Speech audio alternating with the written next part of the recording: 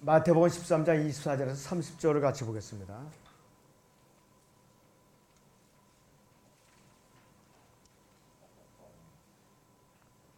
주께서 그들 앞에 또 다른 비유를 들어 말씀하시기를 하늘의 왕국은 좋은 씨를 자기 밭에 뿌린 사람과 같으니 사람들이 잠자는 동안 그의 원수가 와서 곡식 사이에 독보리를 뿌리고 가버리니 싹이 나고 이삭이 패일 때에 독보리도 나오니라. 그 집주인이 종들이 와서 그에게 말하기를 주인님 당신의 밭에다 좋은 씨를 뿌리지 아니하였나이까? 그런데 독보리는 어떻게 생겼나이까? 라고 하니 그 주인이 그들에게 말하기를 원수가 이렇게 하였구나 하자 그 종들이 그에게 말하기를 그러면 우리가 가서 그것들을 한데 모기를 원하시나이까? 라고 하니 주인이 말하기를 아니라 독보리를 한데 모으다가 곡식까지 함께 뽑으면 아니 되느니라.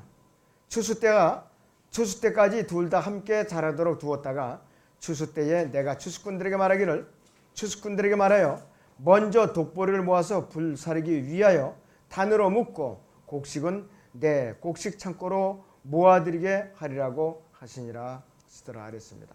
오후에 말씀의 제목은 곡식과 독보리의 비유입니다. 이 마태복음 13장의 비유들 7가지 비유들이 나오는데 교회 시대에 적용이 됩니다.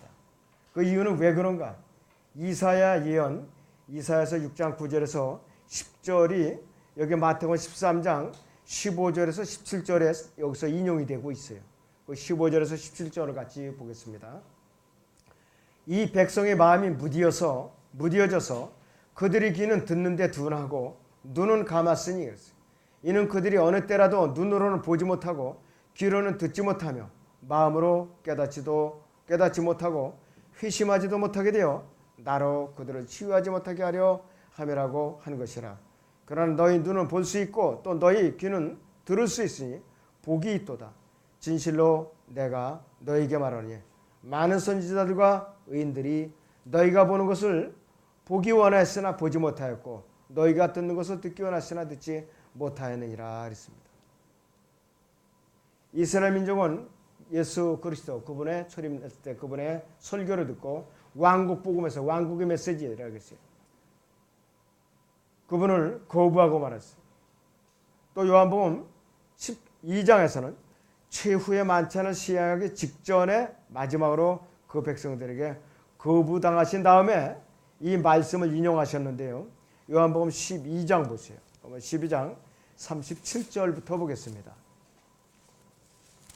요한복음 12장의 37절부터 봅니다.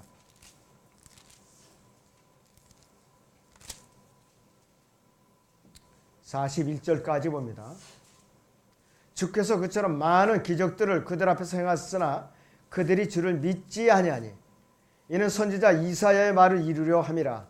그가 말하기를 주여 우리가 전할 것을 누가 믿었으며 주의 팔을 누구에게 나타내 보이셨나이까 하며 그들이 믿을 수 없었던 것은 이 때문이니 곧 이사야가 다시 말하기를 그가 그들의 눈을 멀게 하시고 그들의 마음을 완악하게 하셨나니 이는 그들이 눈으로 보지도 못하고 마음으로는 깨닫지도 못하게 하며 회심하지도 못하게 되어 나로 그들을 치유하지 못하게 하려 함이라 하였도다. 이사야가 이런 일을 말하면 그가 주의 영광을 보고 주에 관하여 말할 것이니라 이렇게 인용을 하고 있어요. 그리고 또 사도행전 28장 25절에서 27절에도 똑같이 인용을 했어요. 유대인들이 똑같이 거부를 했어요. 그래서 이 바울은 이 말씀을 인용한 직후에 마태복음 이 사도행전 28장 28절에서 이렇게 선언을 합니다. 중대한 선언이에요. 사도행전 28장에 28절을 보면은 사도 바울이 복음의 발걸음을 이방인에게로 돌립니다. 그러므로 하나님의 구원을 이방인들에게 보낸 것과 같이 그들이 그것을 들은 것을 너희가 알리라고 하더라 그랬습니다. 이때부터 복음이 이방인에게로 방향이 틀린 거라 이것이. 유대인들에게 복음의 문이 닫히고 말았어요. 유대인들이 거부하는 모습이 이사야서 6장 9절에 10절에서 이렇게 선언한 직후에 이사야서 6장 11절에서 13절에서는 대환란이 바로 모셔되고 있어요. 이사야서 6장 11절에서 13절을 봅니다. 구약의 이사야서 6장 11절에서 13절을 보겠습니다. 자, 이제 봅니다. 그때 내가 말씀드리길 주여 언제까지니까 하니 그가 대답하시기를 성읍들은 거민이 없이 황폐하게 되고 집들에는 사람이 없으며 땅이 완전히 황폐하게 되기까지요.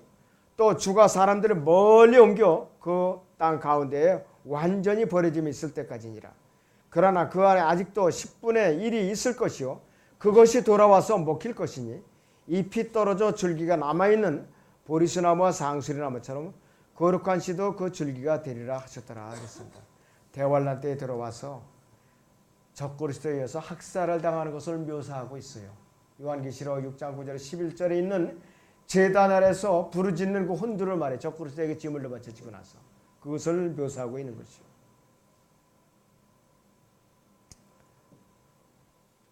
자, 그래서 이방인들이 구원받는 교회 시대가 본격적으로 이제 시작이 되는데 교회 시대에 관해서는 구약의 선지자들은 철저하게 감추어진 책이에요. 베드로서 1장 10절에서 그 11절에서도 구약의 선지자들은 도대체 무엇인지 살펴보기를 간절히 바랐던 내용이 바로 교회라 이것이에요. 교회의 신비예요. 이 베드로서 1장 10절에서 11절이 여러분들이 굉장히 이 구약의 선지자들은 눈을 가리었던 그 내용이라 이것이에요. 이 구원에 관해서는 그랬어요. 너희에게 임할 은혜에 관하여 예언한 선지자들이 열심히 조사하고 살펴보던 것이며 그랬습니다. 그들 안에 계셨던 그리스도의 영이 그리스도의 고난과 다가올 영광을 미리 증거하실 때 그 영이 무엇을 또 어떤 시기를 지시하는지 탐구하던 것이라 그랬습니다. 이것이 그래갖고 에베소 3장에서는 바울에게 계시가 됐죠. 에베소 1장 21절 23절에서는 이 교회에 대한 하나님의 계획이 여기서 이제 밝혀졌다 이것이요. 그리고 이 마태복음 16장에서 예언이 됐고 또 이것이 교회가 언제 주님과 혼인을 이제 식을 올릴 것인가. 요한계시록 19장에서 혼인식을 올린다 이것이요. 그렇다면 오전에 말씀드린 에베소 1장 20절에서 23절은 굉장히 우리가 아주 소망을 가질 수 있는 구절이에요. 우리가 여러분들 집에 주소가 있죠. 출퇴근하는 잠자고 식사를 하는 주소가 있어요. 이제 잠을 자는 장소가 있어. 식사를 하고. 대한민국 여러 군데 여러분들 여기서 광주면 광주, 구리면 구리, 강일동면 강일동, 연신내면 연신내, 또 여기서 이제 방이동이면 방이동 여러 군데 있어요. 세르살렘 도성에 하나 우리가 주소지를 정해요. 그러면서 우주 공간에 여러 가지 그 혹성들에 우리가 출퇴근하면서 왕래하는 거예요. 여기서 빛의 속도로 하나님의 보좌까지 500년이 걸려야 되는지 우리는 2시간 안에 갈 수 있는 거리라 이것이에요. 그러면은 일반적인 천체는 단 5분에서 몇십 분, 1시간 이내 얼마든지 왕복이 가능한 그런 소혹성들이 우리 눈앞에는 우주 공간에 널려 있다 이것이에요.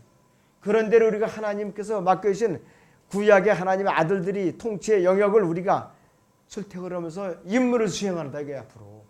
교회를 통해서 그 일을 하겠다 그랬어요. 교회를 통해서 우주를 채우시겠다 그랬어요. 여러분이 그 역할을 하는 거예요 앞으로. 여러분들 이 땅에서 육신의 안위를 위해서 내 계획을 잡고 내 생각대로 주님을 섬기는 데서 소홀히 하지 마세요. 그래서 제가 교회 중심으로 살라고 여러분께 자꾸 이렇게 촉구하는 것이에요. 그 말귀를 못 알아들으면은 교회에 나오는 의미가 없습니다. 없어요. 이 훈련을 잘 받아가지고 셋째 한 달에 올라가야만 내가 자랑스럽게 주님 옆에 설 수 있는 거라 이것이에요.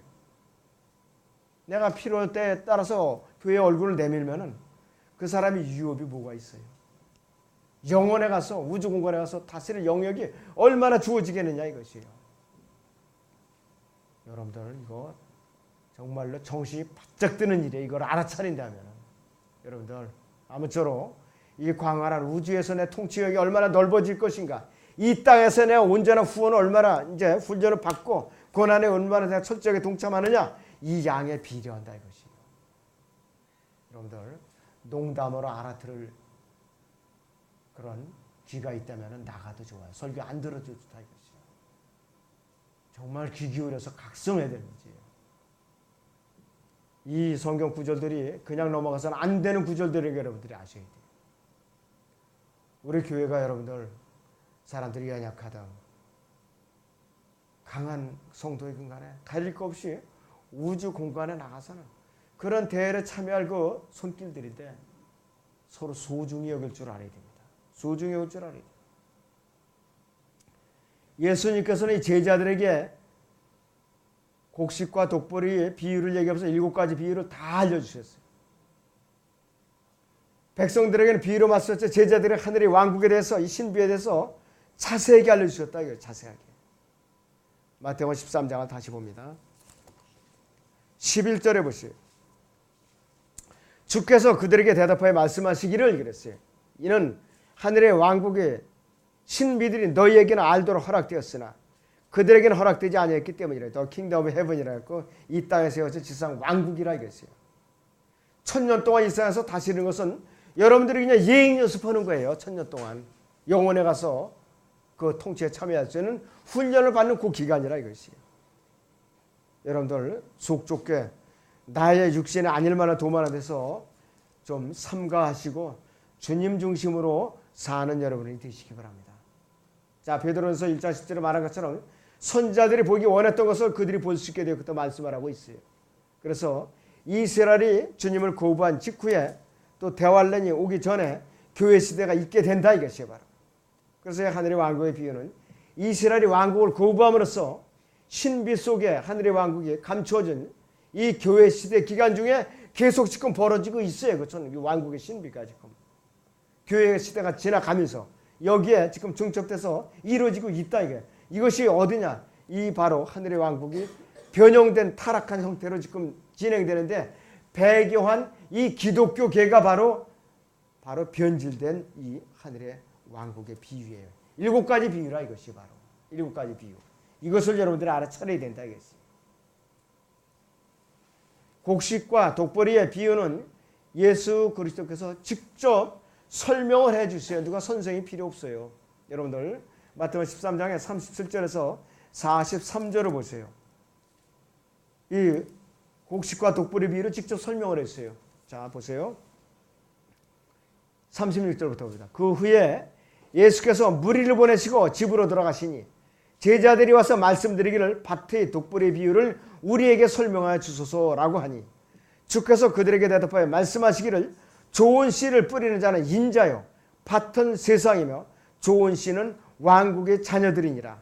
그러나 독보리는 악한 자의 자녀들이요 독보리를 뿌리는 그 원수는 마귀이며 추수는 세상의 끝이요 추수꾼들은 천사들이니라. 그러므로 독보리를 거두어서 불에 태웠듯이 이 세상의 끝에도 그렇게 되리라. 언제 대환란 끝에 그랬어요. 인자가 그의 천사들을 앞서 보낼 것이라. 그러면 그들이 실족케 하는 모든 것들과 불법을 행하는 자들을 그의 왕국에서 가려내어 모으리라. 그래야 그들을 불타는 큰 용광로 속으로 던지리니 대환란으로 집어넣겠다 이것이. 거기서 울며 이를 갈고 있으리라 그랬습니다. 그때에 의인들은 자기 아버지의 왕국에서 해처럼 빛나리라. 들을 게 있는 자는 들을지어다 그랬습니다. 들을 게 있는 자는 들을지어다 그랬어요. 7가지 비유에 대해서 제가 따로 이제 강해를 해드리겠습니다. 오후 시간에. 자, 그래서 예수 그리스도께서는 우리에게 좋은 씨를 뿌리는 사람은 인자라고 그러죠. 37절에서 예수 그리스도가 육신을 입고 이 땅에 오신 그분께서는 그분 자신의 세상이라는 밭에다가 씨를 뿌려요. 세상이라는 밭에다가. 그런데 이 밭은 교회가 아니라 세상이라고 해석을 해주고 있잖아요. 그래서 이 밭은 교회이며 곡식과 독보리는 진리와 거짓을 나타내는 신학자들의 그 주장이 거짓이라는 것을 드러낸 거라 했습니다.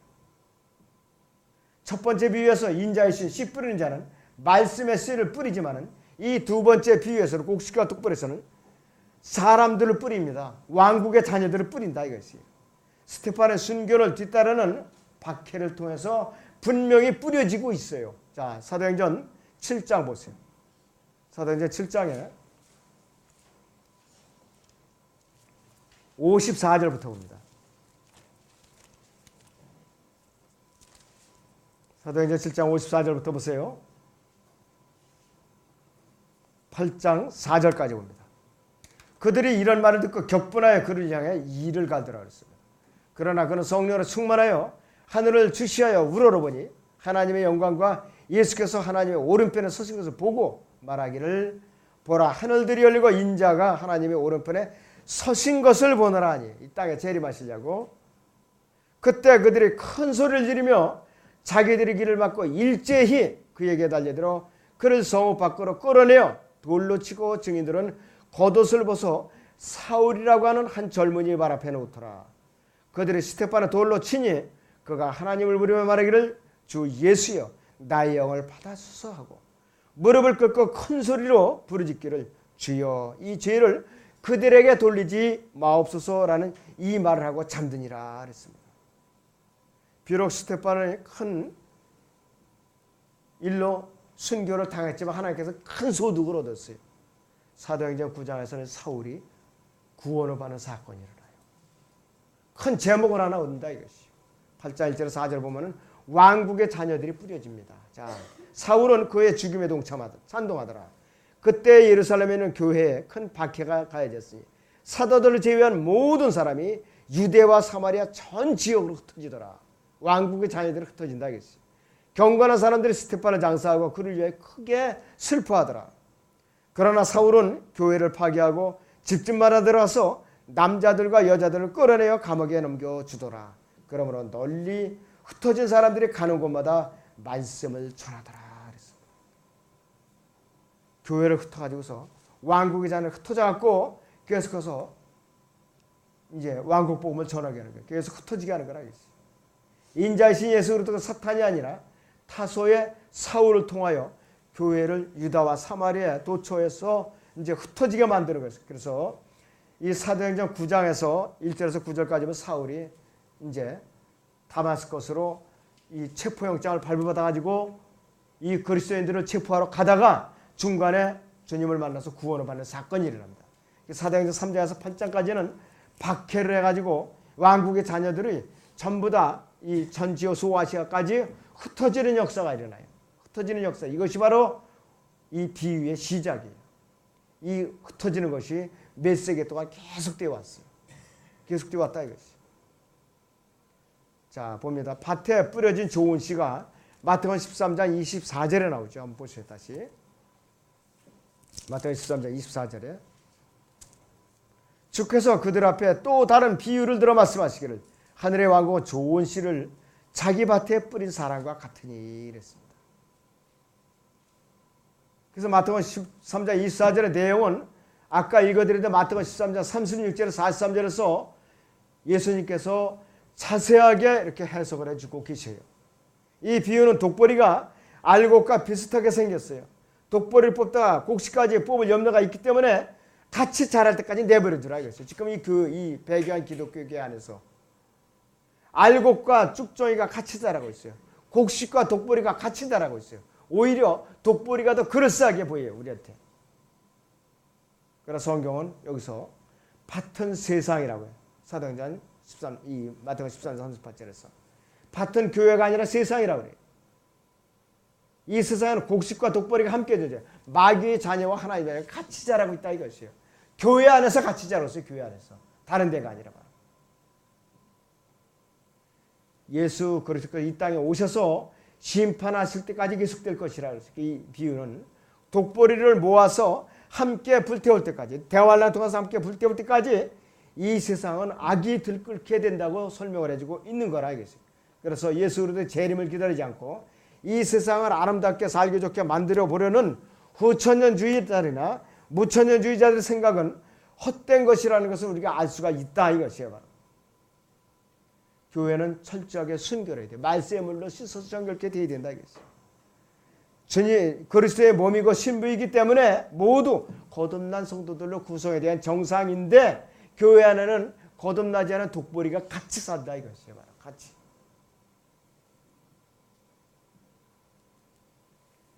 만약 지역교회 안에 거듭나지 못한 사람이 있는 것이 발견되면 빨리 복음을 전해서 거듭나게 해야 돼요. 어떻게 해서든 거듭나게 해야 된다 이것이에요. 그 지역교회 순수성을 그대로 유지해서 그리스도의 몸이 불순물들한테 썩지 않게 각자가 방어할 책임과 의무가 있어요. 천년 통치기한도 배교로 끝나게 되죠. 결국은 배교로 끝나요. 마지막 시효까지 인간 역사는 배교로 끝나고 실패하게 돼 있어요. 요한계시록 20장을 잠깐 봅니다. 여러분들 요한계시록 20장 7절부터요 10절까지 봅니다. 20장 7절에서 10절까지 보죠. 그 천년이 끝나면 사탄이 그의 감옥에서 풀려나 땅의 사방에는 민족들 곧 곡과 마곡을 미혹하려고 나가서 그들을 함께 모아 전쟁을 일으키리니 그 수가 바다의 모래 같으리라 그랬어요. 그들이 땅의 넓은 데로 올라가서 성도들의 진영과 사랑하시는 도성을 포위하니 하늘에서 불이 하나님께로부터 내려와 그들을 삼켜버리더라 그랬어요.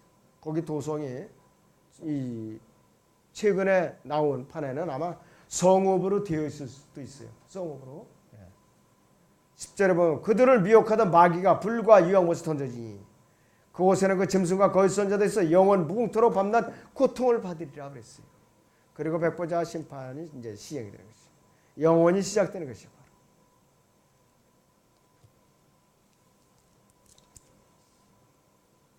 자, 하나님께서 무죄시대나 양심시대, 이 에덴의 언약이죠. 무죄시대, 양심시대는 누구냐 이것이 바로 이 아브라함 시대라, 이 아담 시대라 이것이.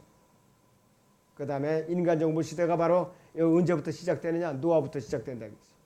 그리고 이제 모세를 통한 율법 시대가 열리고 교회 시대가 끝나고 대환란이 끝나고 이 하늘의 왕국 천년 통치기한테 끝나고 사탄이 영향을 끼치지 못하는 이 상태에서 하나님께서 직접 다스리시는 왕국 시대를 통해서 하나님께서는 인간을 시험하세요.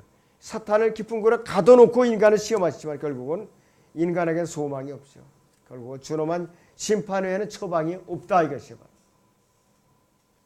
자, 그래서 우리는 이 앞으로 이제 남은 일을 하나님께서 이 지구를 위해서, 이 우주를 위해서 남은 일은 뭐냐? 불러서 심판하시는 거, 불러서 이 지구를 이제 정화를 시키시겠다. 왜? 물론은 심판할 수가 없어요. 왜? 창세기 9장 11절에서 하나님께서 노아와 언약을 맺었거든요. 내가 물론은 다시 심판하지 아니하리라. 무지개 약속이겠지 바로. 앞으로는 불로 심판하리라 그랬어요. 베드로후서 3장 7절 보세요. 베드로후서 3장 7절 봅니다.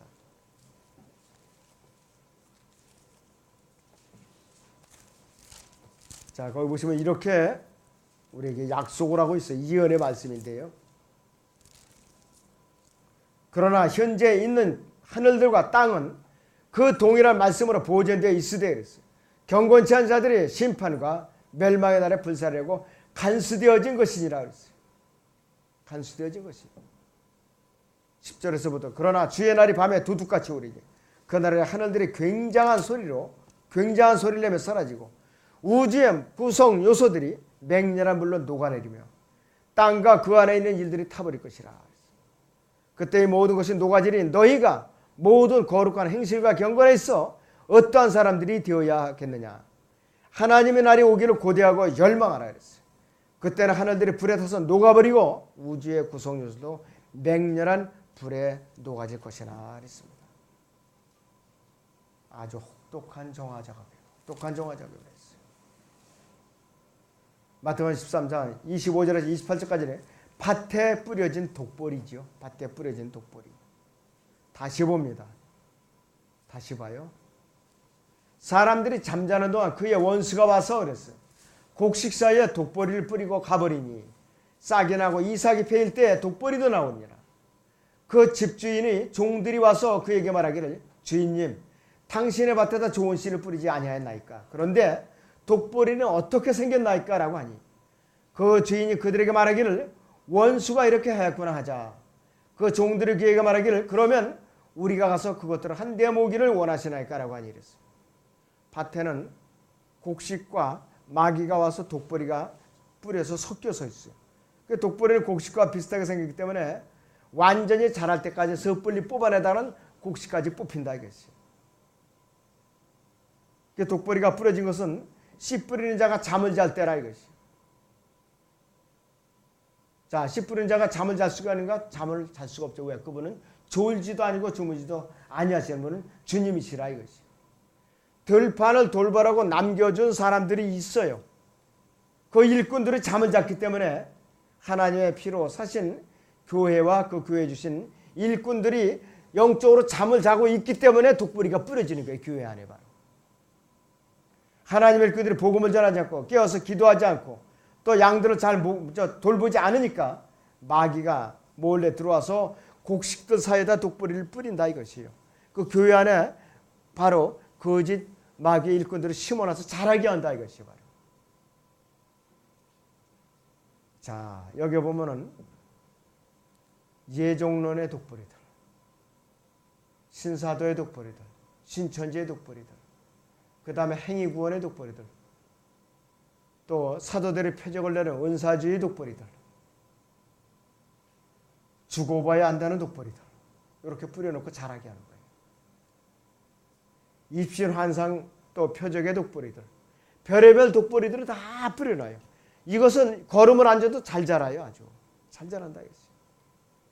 진짜 곡식들이 세력이 왕성할 때 그 독보리가 세력이 늘리는 것이지, 진짜 보리가 비슬비슬할 때는, 곡식이 비슬비슬할 때는 독보리가 더 잘 자라요.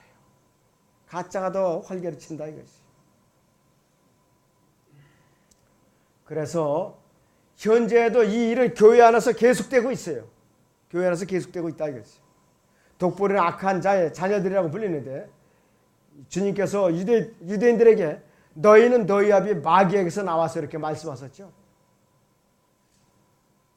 그래서 바로 우리가 주목할 것은 뭐냐, 마귀는 곡식을 독보리로 바꾸지로, 거듭난 성도들을 마귀의 일꾼으로 완전히 돌려놓지는 못해요. 그러나 그는 들판의 전체 모습을 바꿔버리는 의도를 가지고 독보리를 수없이 뿌려놓고 있어요. 계속해서 종들이, 하나님께서 일하라고 양머리를 돌보라는 종들이 들판에서 졸고 있을 때, 자기 임무를 이제 게을리할 때, 그럴 때 독보리가 무성하게 자라는 것 같이 교회 안에서도 이 마귀 일꾼들이 부지런히 자라난다 이것이요. 곡식과 독보리는 어떻게 분리되는가? 거기 29절에서 30절을 보세요. 29절에서 30절. 그러자 그들이 그에게 강권하여 말하기를 알겠어요. 여기 잠깐요. 여기 잠깐. 네. 29절에서부터 오죠. 자, 주인이 말하기를 아니라 독보리를 한데 모으다가 곡식까지 함께 뽑으면 아니 되느니라 그랬어요. 추수 때까지 둘 다 함께 자라도록 두었다가 추수 때에 내가 추수꾼들에게 말하여 먼저 독보리를 모아서 불사르기 위해 단으로 묶고 곡식은 내 곡식 창고로 모아드리게 하리라고 하니라 하시더라 그랬어요. 주인은 추수 때까지 둘 다 함께 자라도록 두었다가 추수 때에 추수꾼들에게 말해 먼저 독보리를 모아서 불사르게 단으로 묶고 곡식은 내 곡창고로 모아드리게 하리라고 이렇게 말씀하고 있어요. 이것은 교회에 적용되는 비유는 아니에요. 이 30절 자체는. 이 교회 시대 살고 있는 모든 사람들은 악을 완전히 뿌리를 뽑아버리고 그러고 싶은 소원이 있지만은 단지 바람에 불과하다 이것이. 어떤 사람 복음이 전파됨으로써 선이 널리고 퍼지고 있다. 악이 선이 세상을 점령하고 있으니까 교회 시대는 이제 선이 완전히 다 휩쓸 것이다. 착각이라 이거죠. 선과 악이 여전히 함께 존재해요. 마지막으로 다가올수록 악이 점점 치닫고 있어요. 그래서 이 곡식과 독보리의 이 비유에서 언급되는 곡식과 독보리는 추수 때에 함께 거둬들여요. 추수 때에. 그래서 이 마지막 시대까지 선과 악의 싸움, 교회 시대의 마지막 순간까지 치열하게 계속이 된다 이것이. 교회의 마지막 때에 나타날 이 추수꾼들은 누군가? 천사들을 말하는 것이죠. 하나님의 천사들을 보낸다 이것이. 그래서 이 천사들은 무수히 많아요. 큰 능력을 소유하겠죠. 전능한 존재들은 아니라 이것이에요. 전능한 존재들은 아니라 이것이에요. 하나님의 부리는 종들에 불과하다 이것이에요. 자, 여러분들 이 데살로니가 후서 1장 7절을 보세요. 이 심판의 천사들이 어떤 존재들인가? 데살로니가 후서 1장 7절입니다. 고통을 받는 너에게는 우리와 함께 안식으로 갚아주시는 것이라. 주 예수께서 그의 능력이 천사들과 함께 하늘로부터 나타나실 때에 이랬습니다. 하나님을 아직 못하는 자가 우리 주 예수 그리스도의 복음에 순종치 아니하는 자들을 불길 가운데 벌하시리니 이랬어요. 이런 자들은 주의 임재와 그의 능력의 영광으로부터 떠나 영원한 멸망의 승부를 받게 될 것이라 그랬습니다. 능력의 천사들이라고 했어요. 그들의 힘은 아주 엄청나게 뛰어나요. 한 명의 천사가 하룻밤에 18만 5천 명을 몰살시킨 적도 있어요. 열왕기하 19장 35절 보세요. 구약에 열왕기하 19장 35절을 봅니다. 열왕기하 19장 35절을 보죠. 히스기야가 대성통곡을 하고 있을 때에 하나님께서 아시리아 군대가 쳐들어왔을 때 손 하나 쓰지 않고 하나님께서 이렇게 멸망시켜요. 34절부터 보면은 내가 나 자신을 위하여 내 종 다윗을 위하여 이 성읍을 방어하여 그것을 구하리라 하더라. 그날 밤에 주의 천사가 나가서 아시리아 진영에서 18만 5천 명을 쳤더라. 사람들이 아침에 일찍 일어났더니 보라 그들이 모두 죽은 시체더라 그랬습니다. 능력 있는 한 천사가 18만 5천 명을 쳐서 죽여버렸어요. 그 다음에 예수님이 무덤에 안치했을 때 무덤 입구를 막은 큰 돌을 굴려낸 천사가 있어요. 이 마태복음 28장 보죠. 1절에서 2절을 보면은 능력이 아주 힘이 센 천사라 이것이. 마태복음 28장 1절에서 2절을 봅니다. 안식일이 끝날 무렵 그 주의 첫날 새벽이 시작될 때 막달라 마리아와 다른 마리아가 무덤을 보러 갔더라. 그런데 보라 거기에 큰 지진이 일어나고 주의 천사가 하늘에서 내려와 그 문에서 돌을 굴려내고 그 위에 앉아 있더라 그랬습니다. 지진을 일으킬 정도의 지진을 일으킬 정도. 그 다음에 또 능력 있는 한 천사는 사탄을 결박해서 끝없이 깊은 구렁으로 던져놓는 그런 천사가 있어요. 요한계시록 20장 1절에서 2절을 보면은 그 천사가 있는데 한번 보세요. 자, 또 내가 보니 한 천사가 하늘에서 내려오는데 그의 손에는 끝없이 깊은 구렁의 열쇠와 큰 사슬을 가졌더라. 그가 그 용을 잡으니 곧 마귀요 사탄이 옛뱀이라 그를 1000년 동안 묶고 가두니 그랬어요. 그를 끝없이 깊은 구렁에 던져서 가두고 그 위에 봉인하여 1000년이 찰 때까지는 민족들을 다시는 미혹하지 못하게 하더라. 그 후에는 그가 반드시 잠시 동안 풀려나게 되리라 그랬습니다. 능력 있는 천사라 이거지. 자, 천사들은요 영광스러운 존재일 뿐만 아니라 많은 지식을 지니는데 하나님처럼 전지한 존재는 아니다 이거지. 하늘에 있는 천사들은 시집가지도 않고 장가도 안 가요. 결혼을 안 한다 이거지. 우리도 이제 몸의 구속을 받으면은 우리도 그때부터 시집 장가를 안 가요. 천사들과 똑같은 신분이기 때문에. 그들에게 성이 없거나 번식 능력이 없다는 뜻이 아니라 남성이라 이게 천사들은. 하늘의 천사들은 수없이 많이 창조되었고 죽지 않아요. 안 죽는다 이거죠. 자, 누가복음 20장 36절을 볼까요? 우리? 누가복음 20장 36절을 보면 이렇게 말씀하고 있어요. 자, 34절부터 봅니다. 누가복음 20장 34절부터. 자, 예수께서 그들에게 대답하여 말씀하시기를 이 세상의 자녀들은 장가하고 시집가지만 저 세상과 죽은 자들로부터의 부활을 얻기에 합당하다고 여겨질 자들은 장가가거나 시집가지 않으며 그들은 다시 죽을 수도 없으니 이는 그들이 천사들과 동등하며 또 부활의 자녀로서 하나님의 자녀들이기 때문이라 이겼습니다.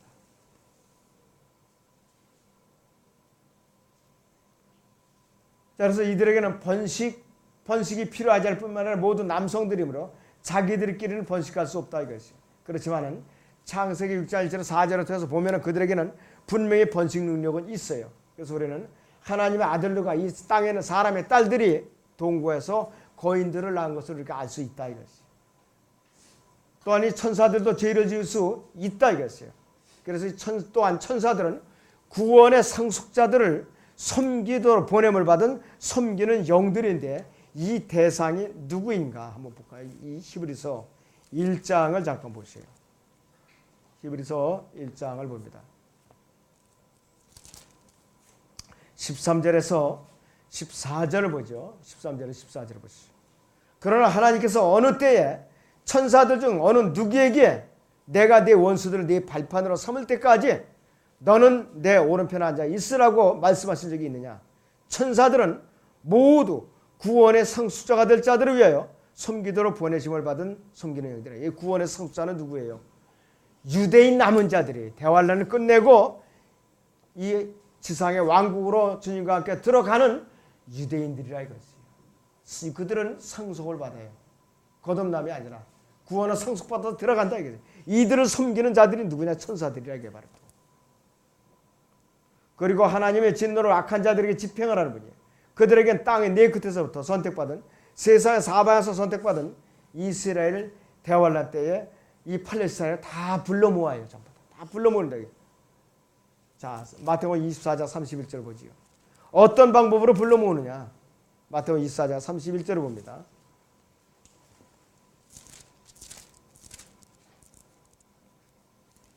또 주께서 큰 나팔 소리와 함께 천사들을 보내시리니 그들이 하늘 이편 끝에서 저편 끝까지 사방에서 그의 택하신 사람들을 함께 모을 것이라 그랬습니다.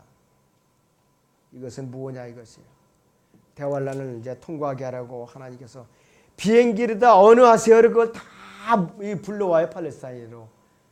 비행기 운항이 중지돼요. 그때는 대환란이 오면. 천사들이 기적적으로 이들을 갖다 끌어옵니다. 전부. 이들은 살기 좋다고 안 와요. 돈을 막 유대인들 부자들 아니에요. 아름다운 정원에다가 이 저택을 갖고 사는데 오기 싫어하죠. 그런데 강제로 소환하는 게 팔레스타인으로. 천사들이 강제로 끌어온다 이것이 바로. 하나님의 사람들에게 물질적으로 필요한 것을 제공해주는 일도 또 천사가 하죠. 열왕기상 19장 까마귀도 누가 천사를 동원해서 하나님께서 시키신 일이에요. 엘리사에게 먹이라고. 자, 엘리야에게 먹이라고. 자, 그래서 마귀들은 천사의 부리에 속하지 않아요. 그래서 이 마귀는 이 육체가 없는 영들이에요. 아담 이전에 땅에서 살았던 자들인데 창세기 6장에 아까 말씀드린 대로 하나님의 아들들로서 사람의 딸들과 결혼해서 거인들을 생산했기 때문에 범죄했다 이겠어요. 그래서 이들은 노아의 심판으로 육체와 영이 분리됐어요. 육체는 물에 빠져 죽었고 그 영들이 바로 뭐냐? 이 땅에서 마귀들이라고 불리는 것이요. 대환란이 되면 이들은 다시 몸을 입고 이 땅에 나타나요. 이 세상을 미혹하려고 다시 나타난다 이것이요. 인간의 몸을 다시 입는데 어떤 식으로 입느냐? 요한계시록 9장을 보세요.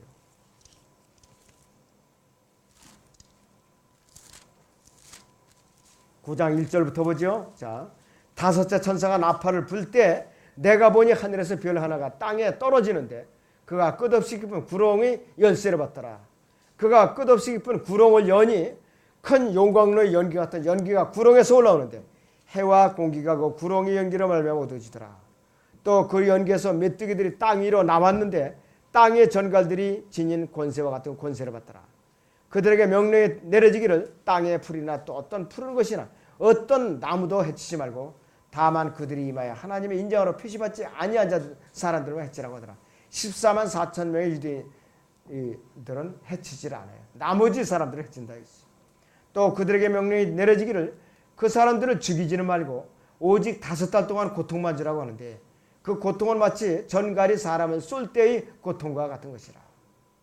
그날들은 사람들이 죽음을 구하여도 찾지 못할 것이고 또 죽으려고 했어도 죽음이 그들을 피하려 그랬어요.